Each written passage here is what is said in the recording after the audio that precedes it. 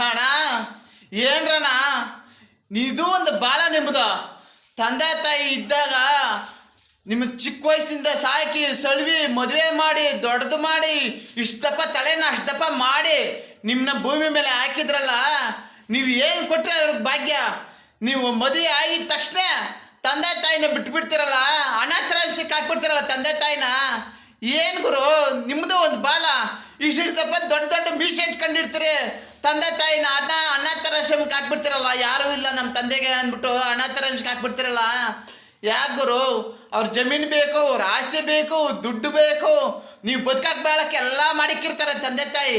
ಆದರೆ ಅವ್ರನ್ನ ಸಾಕಕ್ಕೆ ನಿಮ್ಮ ಕೈಯಾಗ ಆಗಲ್ಲ ಅಂದಮೇಲೆ ನಿಮ್ಮನ್ನ ಹಂಗೆ ಅವರು ಬೀದಿಗೆ ಹಾಕ್ಬಿಟ್ಟಿದ್ದಿದ್ರೆ ಅವತ್ತು ದಿನದಲ್ಲಿ ನೀವೇನು ಮಾಡ್ಕೊಳ್ತಾ ಇದ್ರಿ? ಸಾಕ್ರಯ್ಯ ತಂದೆ ತಾಯಿನ. ಯಾರು ಅಷ್ಟೇ ತಂದೆ ತಾಯಿನ ಕೈ ಬಿಟ್ರೆ ದೇವರು ಕೂಡ ಶ್ರಮಿಸಲ್ಲ. ಇವತ್ತು ಹೇಳಿದಿರಿ ಕೇಳ್ರಿ, ಈ ಮಂಜ ಹೇಳೋದು ಸತ್ಯ.